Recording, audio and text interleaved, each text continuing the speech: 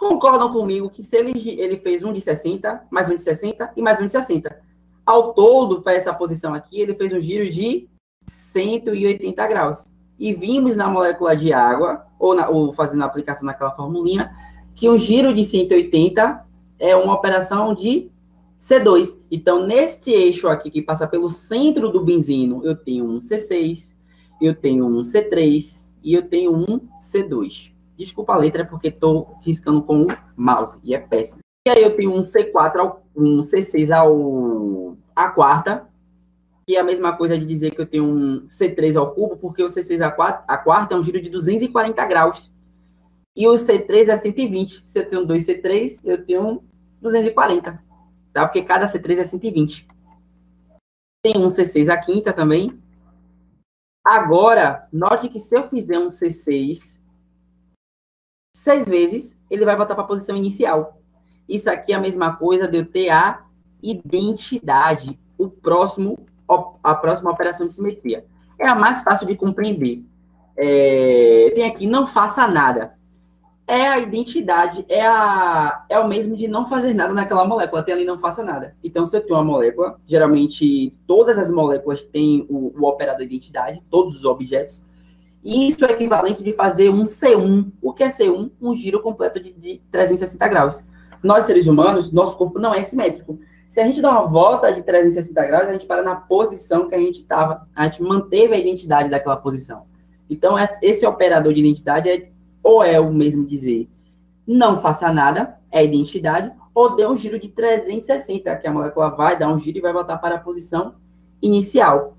E outra coisa, todas as moléculas têm o operador identidade, porque mesmo que ela não tenha as outras operações, o C2, o plano que a gente vai ver mais na frente, ela mantém essa identidade, tá? Todas as moléculas. Esse daqui é o próximo operador.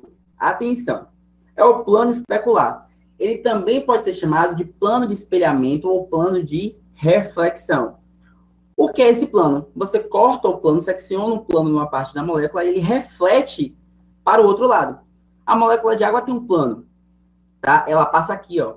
Não sei se vocês conseguem ver aqui nessa imagem 3D, mas o plano ele passa aqui, ó.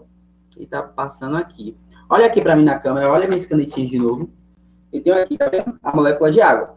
O plano ele passa bem aqui, ó.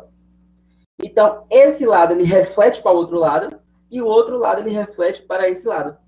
E a molécula ela fica idêntica. Lembrando que ela fica idêntica, mas depois que ela reflete, esse hidrogênio ele vai para a outra posição. Ele é reorientado. Mas a molécula como um todo, ela mantém a aparência.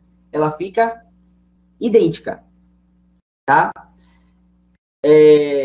A molécula tem uma relação da... A gente pode conseguir fazer uma relação da simetria com a questão da quiralidade.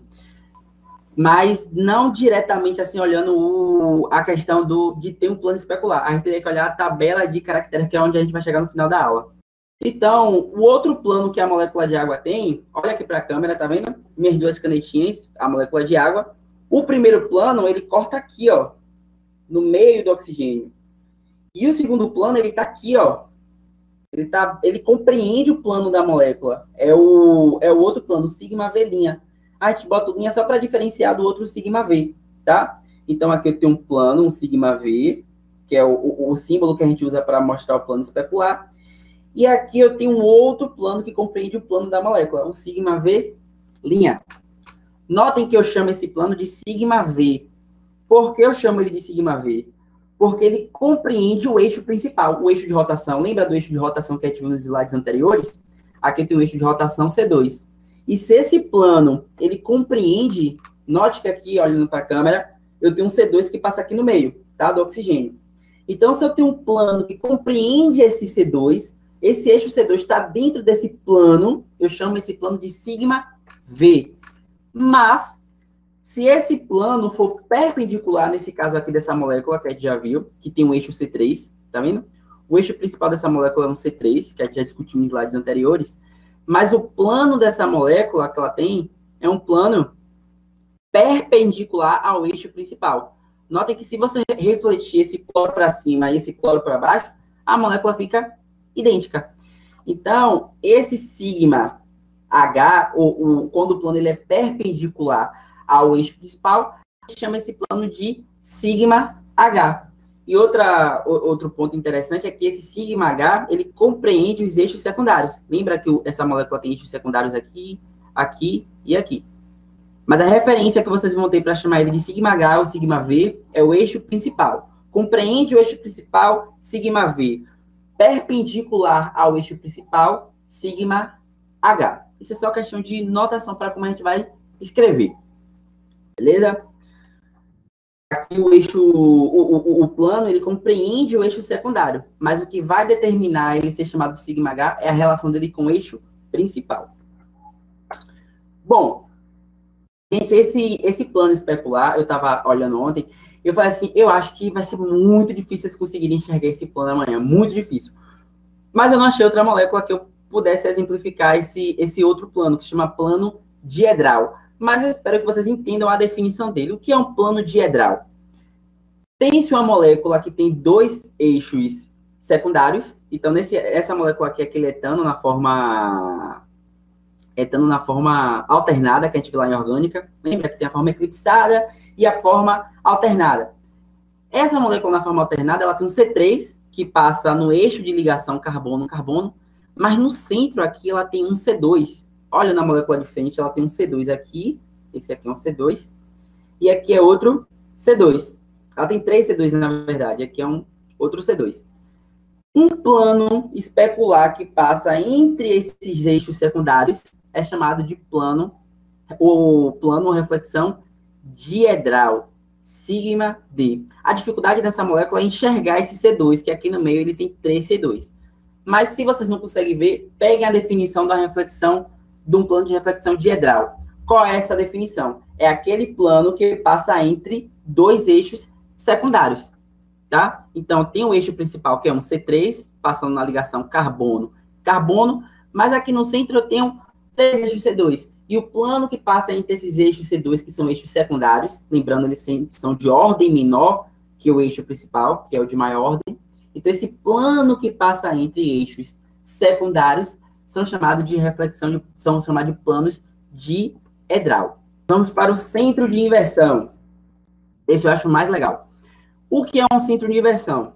A gente geralmente as pessoas geralmente costumam errar ao olhar uma molécula e dizer que ela tem centro de inversão. O que é o centro de inversão? A definição: mover cada átomo. Vamos colocar uma molécula no plano X, Y, Z, tá? Então, o que é esse centro de inversão? Eu falei plano de inversão, acho que falei errado. É centro de inversão, que é um ponto de inversão. O que é esse ponto de inversão?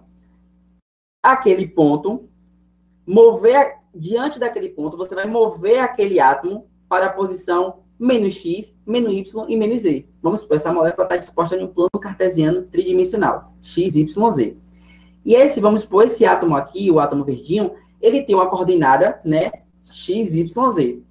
O centro de inversão é, em relação àquele centro, a molécula, o átomo oposto a ele vai estar na posição menos X, menos Y e menos Z.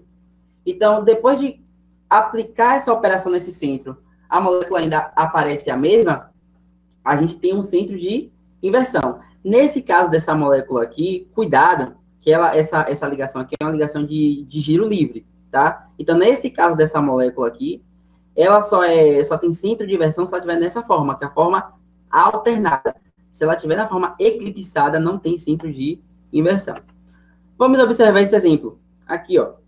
O hexafluoreto de enxofre. Vou botar aqui um plano cartesiano, meio tortinho, né? Por causa de minha limitação em... vou colocar aqui um plano Y, um plano Z. Meu Deus, muito torto. Um X aqui. E aqui eu vou botar o Y. Aqui é Y, aqui é X e aqui é Z. Tá? Então, aqui é o centro de inversão. Note que aplicar essa operação de inversão, vamos por esse F vermelho aqui, que posição dele é? Aqui é uma posição menos X, tá? É a coordenada dele, menos X no plano cartesiano. Quando eu vou fazer a aplicação do centro de inversão, eu vou aplicar o menos nesse menos X. Então, ele vai para a posição de mais X, onde ele já está